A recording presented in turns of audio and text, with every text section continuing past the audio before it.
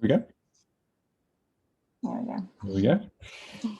Great stuff. Okay, so we'll get started. So I suppose to start with, just welcome everyone to today's Housing Hive session. It's great to see some familiar faces, some new faces as always, and I suppose thanks for your time for joining us today. Yeah, I really hope you enjoy the next 45 minutes and take something away from today. Should have time at the end, hopefully, for some Q&A sort of side of things. So if you've got anything you want to ask, feel free to do so. Just a very quick note on the agenda for today. For those of you who are new here, I'll quickly go through a brief intro on myself on Prodo.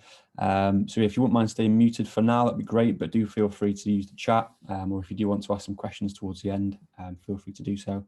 We've got Prodo's marketing manager, Meg, on the call as well today, who'll be dropping in some handy resources in the chat, so look out for those. We'll, of course, go through today's topic that you're all here to hear about today, which is how to optimize your website 101. Some examples and touch upon what we at Prodo have put together from our perspective over 20 years of experience, and then some time at the end, yeah, hopefully as well for some Q&As. If you've got any questions from the other team, feel free to ask. So very quick intro to myself. I'm Jacob. I'm digital strategist at Prodo. So my job is basically to explore digital transformation opportunities with organizations, specifically usually housing associations, and then align Prodo solutions basically to sort of match and sort of help improve those pain points. There's a few colleagues on the call as well, so they might want to give you a little wave this morning if they're not hungover from the England game. I actually started 3 years ago as an account manager, working with Prodo's exclusively some of Prodo's key housing partners like PA, Stockport Homes, Accent, Clarion, and loads more. So I like to think I'm quite close to the sector, your sector, and your challenges that some of you are facing. We're, of course, hosts to the Housing Hive. It's a session we set up back in March, initially just to connect people, like sort of like-minded housing professionals interested in digital, to share ideas and collaborate on ways to help sort of navigate through the pandemic at that point, which was all a bit strange and at the time. I suppose to aid operation and customer experience during that pandemic. So that was the initial goal, but yeah, since then it's kind of grown into this sort of mini community now, which we have a speaker or a topic every 3 to 4 weeks from inside the sector or outside, or from ourselves, like today, something we really look forward to each time. From an agency perspective, we're a digital transformation partner agency of 50 or so strong, all based in the UK, and we specialised in your sector for just over 16 years now as well. We actually wrote a book a couple of years ago called Shift, How to Make Channel Shift Happen in Housing, which it's got loads of contributors from over 250 associations, and it's a bit of a guide as well, really, based upon what we've learned over the years from digital transformation and channel shift projects in the space. So if you'd like a free copy of those, fill in the form that will pop into the chat, and we'll post one out to your address. And yeah, we're also the minds behind Franklin, which is the SaaS-based customer portal that we put together. And that's Franklin at the bottom, waving there to you, the little GIF. So any more information on that, let me know. Yeah, we run multiple events and create numerous videos that we're recording this one today, for example, which we all put onto our video hub, just there to give you as individuals and your organizations more information on what we might be able to help you with, some self-help videos and other content as well. So if you want to catch up on some past webinars, feel free to jump over to Video Hub and do so. But yeah, on to today's topic then. So website 101, how to optimize your website for the end user, and I suppose generally what to think about when you're going through this particular process. So the reason for your website being there in the first place and why it matters so much is usually split into 2 categories. So benefits to the customer and benefits to the organization. So from a customer perspective, your website makes your organization and your information on the organization accessible to your customers. It meets today's customer expectations of being able to find information easily and find ways to contact you easily at their fingertips whenever they need to. And it acts as almost like a gateway to self-service as well, whether that be directing people to FAQs, to a live chat or chatbot you might use, helpful pieces of content on your website generally, your blog area or news. And in most cases these days, and recommended by us at Prodo generally, is to direct people towards your customer portal with really clear user journeys, pathways, to enable them to really transact with you digitally as well. And then from the organization's perspective, your website creates awareness around your organization, your service offering, and the great work that you guys do in your sector for both prospective customers, from an investor point of view, and I suppose other personas like job applicants and what have you.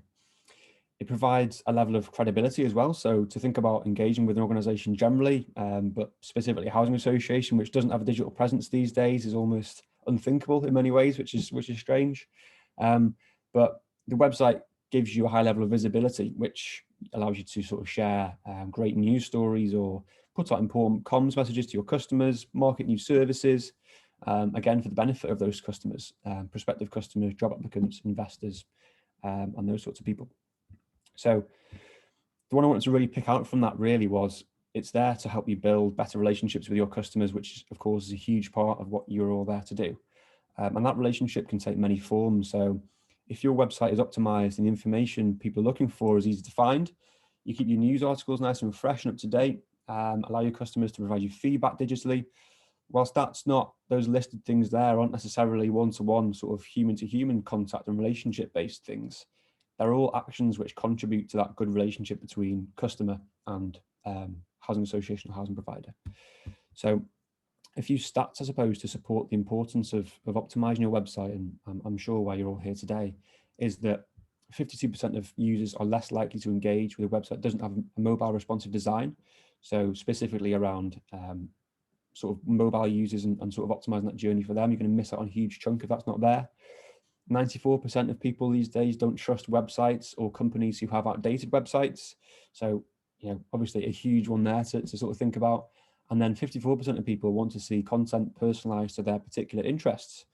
Many different sort of personas, many different types of users have different interests and different goals when they visit your site. So it's about creating an experience which suits everybody, well, as many people as possible, sort of prioritizing those based upon your organization and your types of users, really. So they're huge numbers, and I suppose from a perspective of giving customers what they want, this is an absolute must in terms of optimizing your website.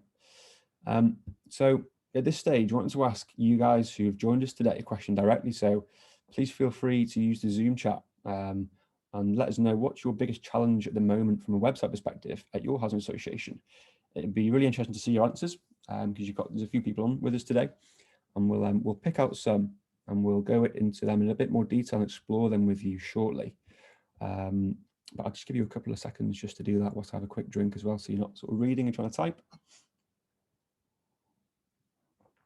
So hopefully there'll be a few in there for us to have a little look at later. But onto sort of the body of today's session then. So the first point I wanted to touch upon really is within Website Optimization 101 is user experience and conversion, which is essentially how to get users to do what you want them to do and how to make it easy for your users to get what they need as well. So once you've captured your searcher's interest, they click through to your website needs to be set up in a way to convert those users and give them and serve them the information that they're looking for.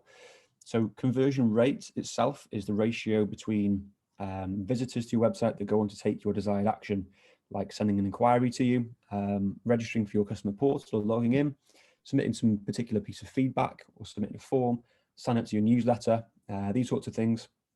And CRO, or CRO, conversion rate optimization, is basically the activity behind enhancing that from a design, user experience, and functionality perspective as well, which I'll go into on the next slide. So there's loads and loads of different things you can do here. But to begin with, the user experience, the UX itself needs to be easy.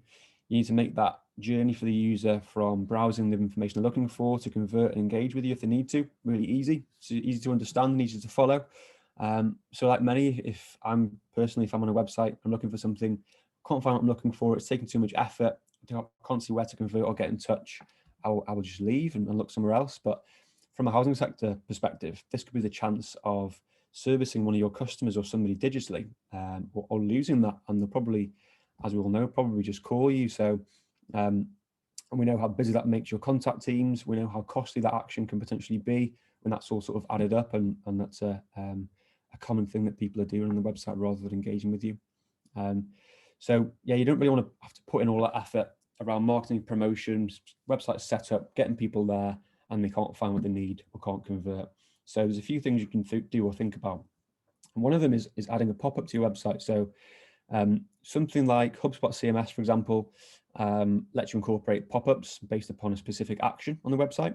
So if someone's scrolling to a particular depth on a blog post, or if someone is moving their cursor towards the area of the site which makes us think that they might be about to leave, you can add a pop-up in here to sort of with a nice message for them, or potentially capture their inquiry that way, which gives you another chance, another option to sort of capture them before they bounce off and jump on the phone.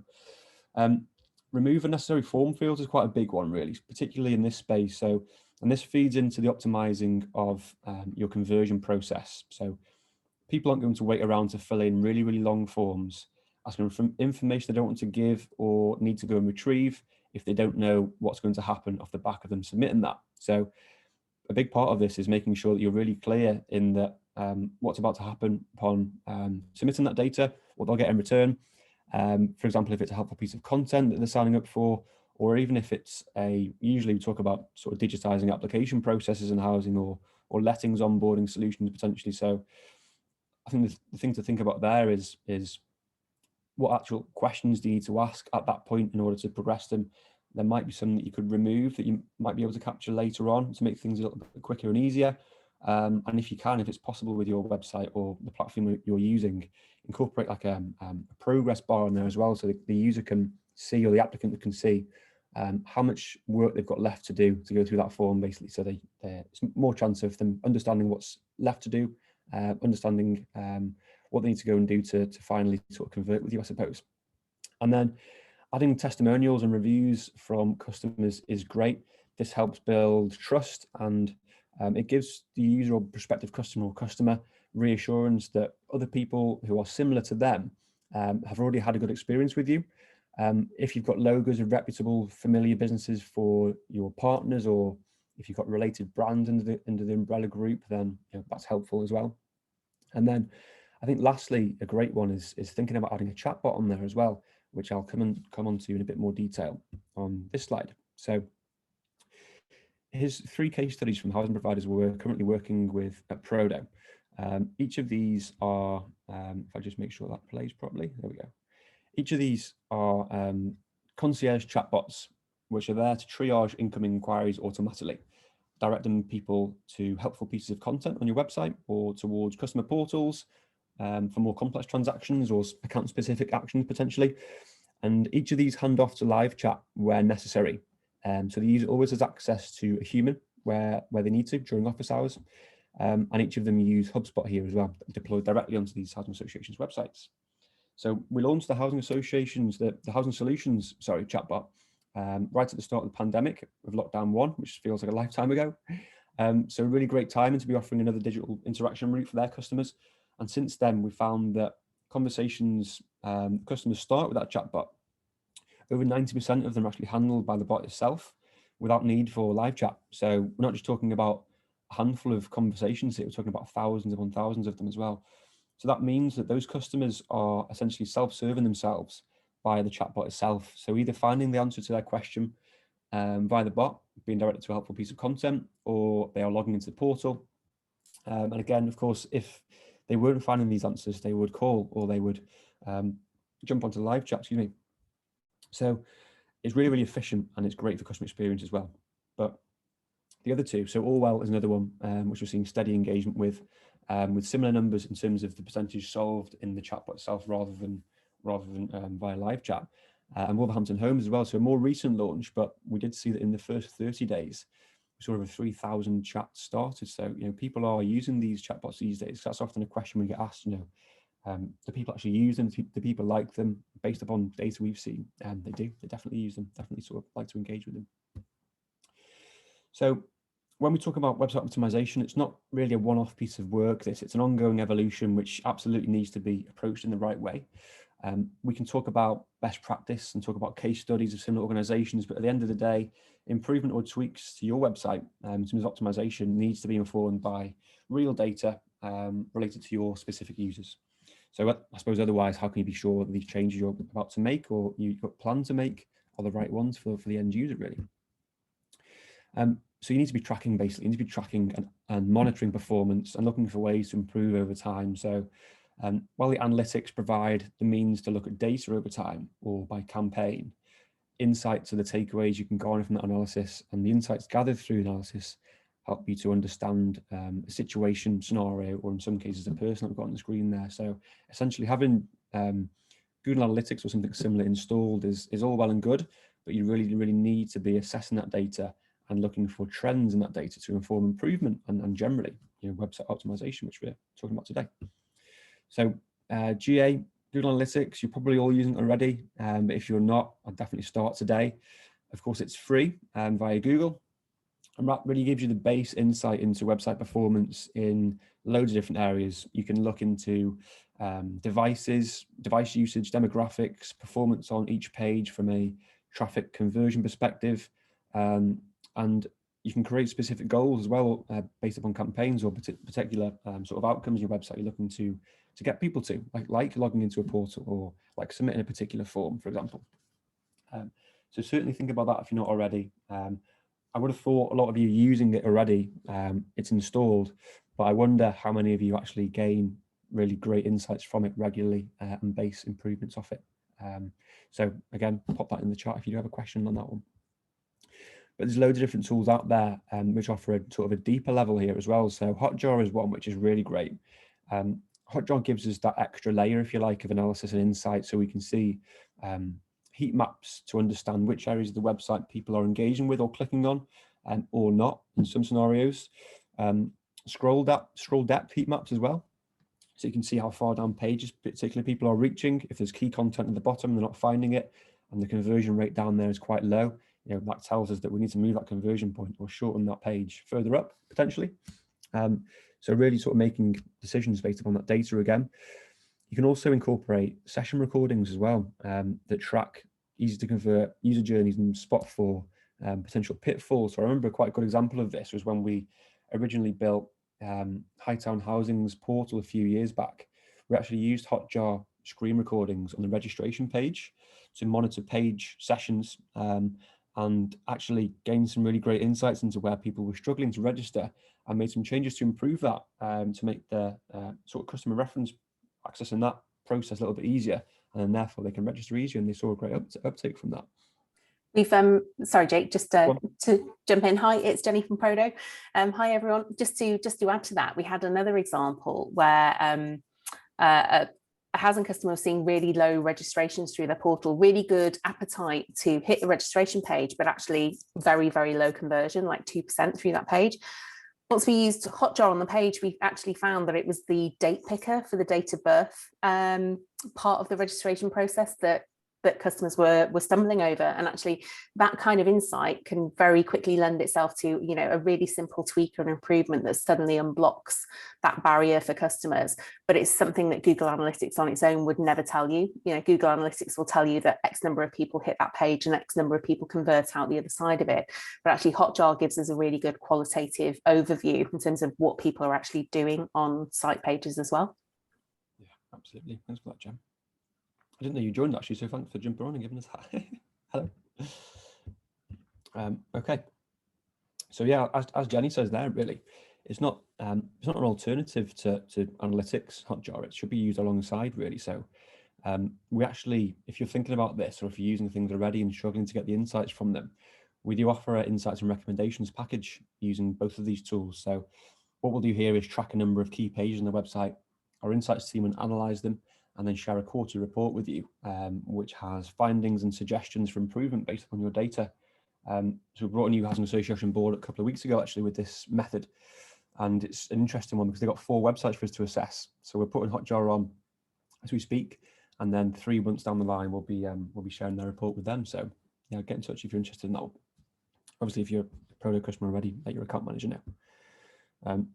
Okay, so having covered UX briefly, conversions, and then the insight side of things, you should also be considering website performance generally here as well. So basically, website performance underpins all of this. So the work you do generally around setup, around SEO, conversion points and user experience, your insights packages and continuous improvement plans is all sort of wasted, really, if your website isn't in a healthy place and people are literally unable to engage with it because it's down or inaccessible for whatever reason.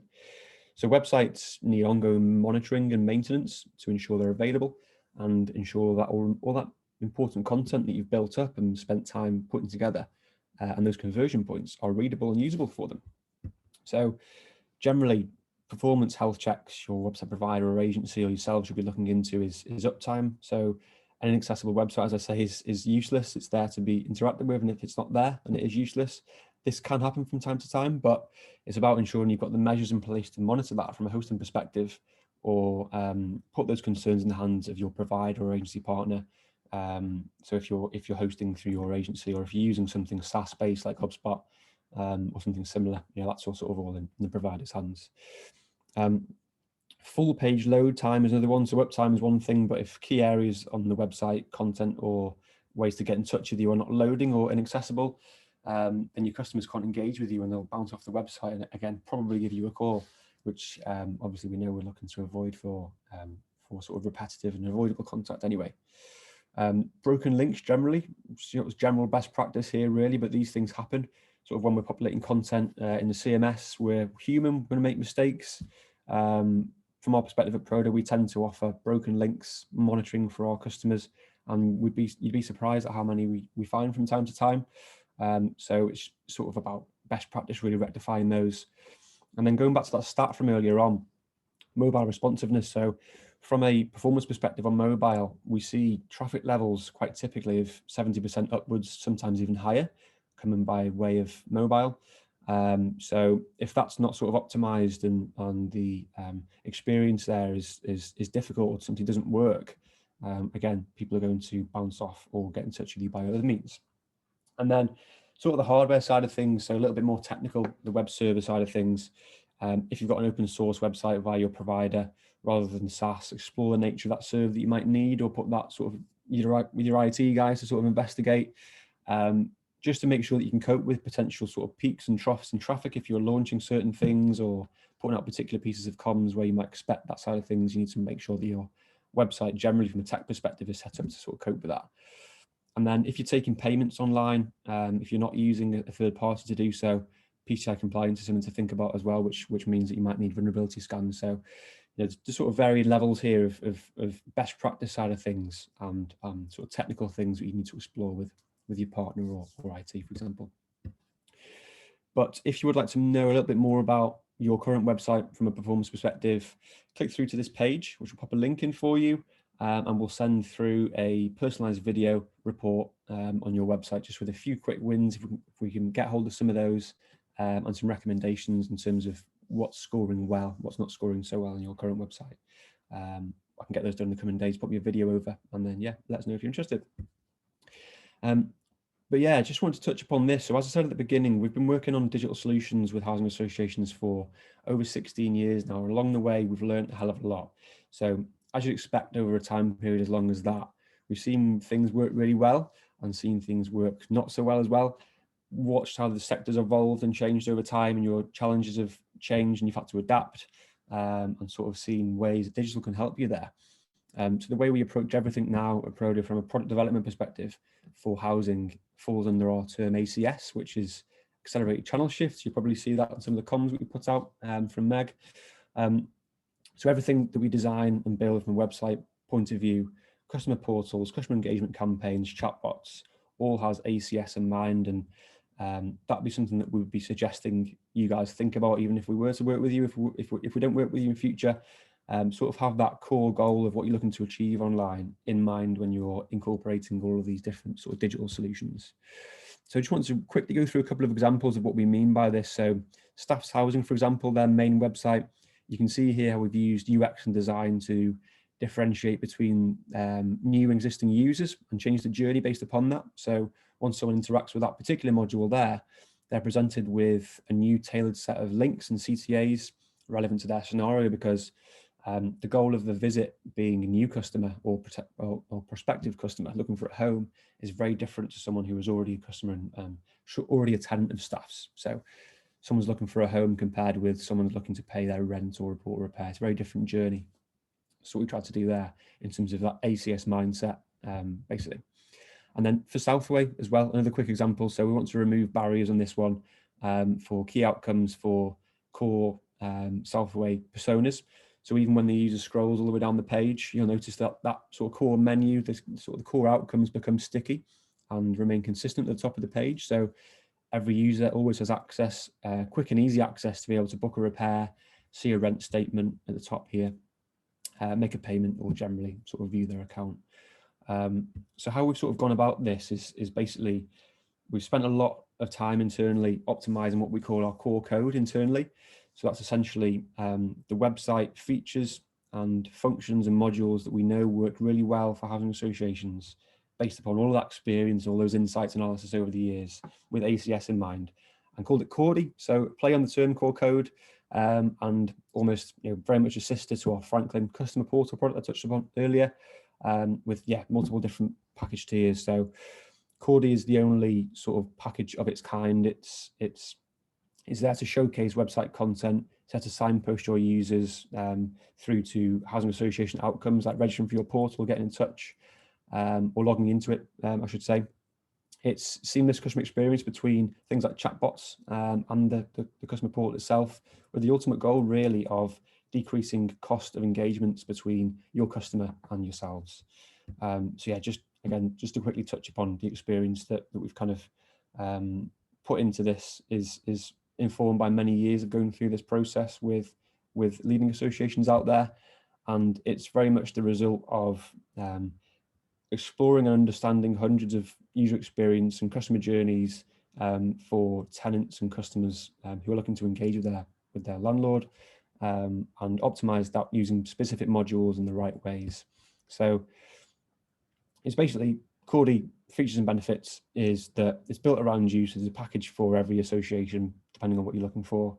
It turns months into days, so that initial sort of setup that you often hear about when agencies build websites, that's what we're using the core code for, so we can get the fundamentals, which we know work really well, up and running really quickly. It lets us deliver features which really work for your customers and provides a really nice user experience as well. So we have basically the Cordy Go package, which is a number of design options to select from, where we apply your branding, logo, colors, and fonts to the ACS modules. Cordy Pro is the one up, which is the same as Cordy Go in terms of modules, but includes a custom UX and design adventure as well. And then Cordy Custom side of things, which is basically we discuss an end goal. We build a website almost from the ground up around specific goals and custom functions. So again, if you want more information on this or considering a new website, please get in touch. More than happy to help. But yeah, that kind of concludes the sort of the main part of today, really. So if there is, I'm just going to try and get hold of my Zoom because it's disappeared on my screen. If there is questions that we can go through, have you seen any particular come through the chat, Meg, Jen? Yeah, we did have a couple earlier on. It was when we were looking more at Google Analytics and Hotjar. Let me just scroll back up on the chat window. We had a comment from Abby. She was saying about how they struggle with GA because they feel like they don't get a true reflection of the users due to GDPR settings and when users don't accept. I don't know if we've ever had any experience with that before ourselves. In terms of GDPR settings and impacting the GA stats, that will be cookies, won't it? So I was going to say the next one is from Sarah about whether or not Hotjar is blocked by cookies as well. So I don't know if there's a little bit of a linked combo there. Yeah, definitely.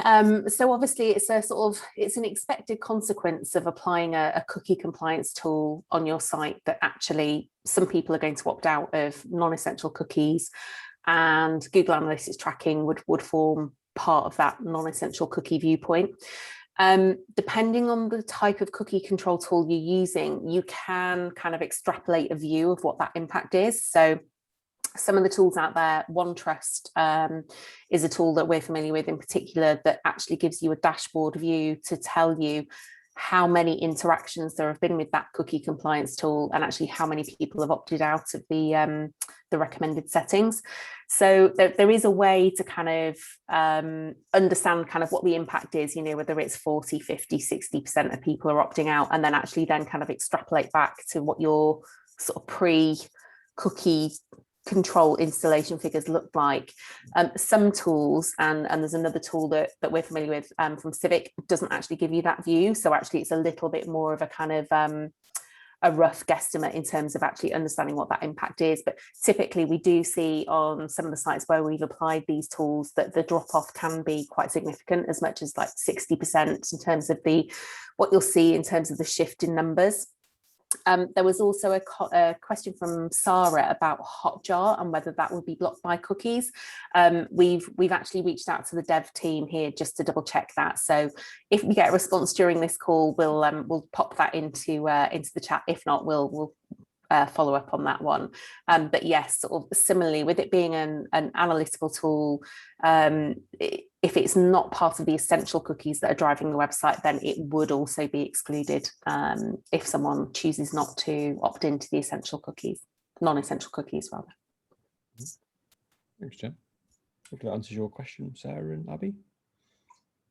I know we had another one, which was from yourself, Sarah, around your challenge at the moment is getting colleagues to realise that it's their website and their service information as well. So they need to check that it's up to date, and just you as the comms team are only there as a means to get the information on the website and make sure that it's on brand and understandable. So it's a really good point.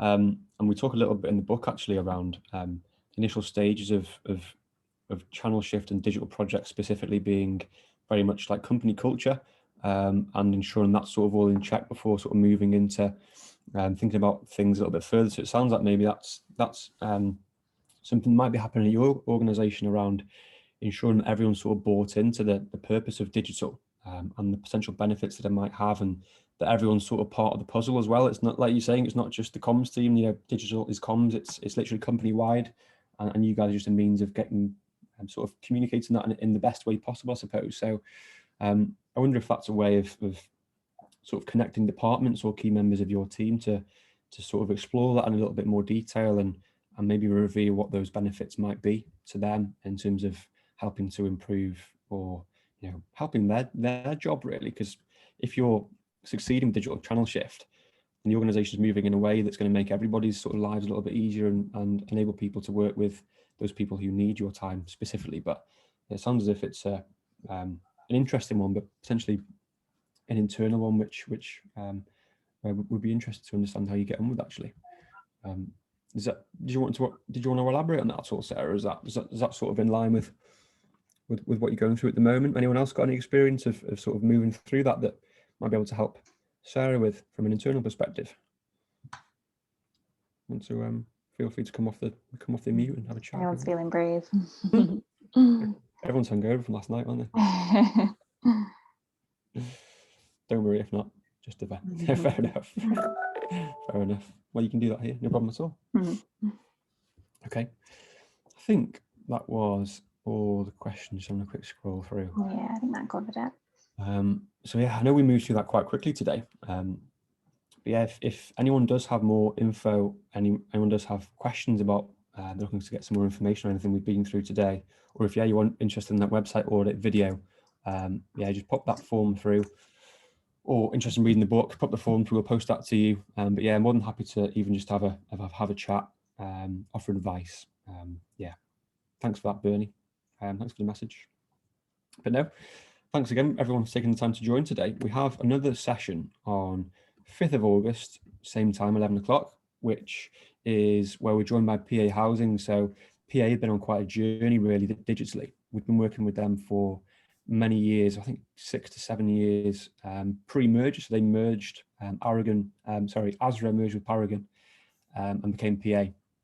We're working with Azra for a number of years. So they've been through a rebrand, been through customer portal build and continuous improvement plan, and generally have really sort of ambitious and great goals. So should be a good one. We've got Dan, who's digital programs manager, and potentially comms manager Nick joining as well. So if you're interested in joining us for that one as well, feel free. 5th of August at 11 o'clock. So we'll see you there, hopefully. But thanks again for your time today. Great to see you all. And yeah, hopefully we'll see you on the next one.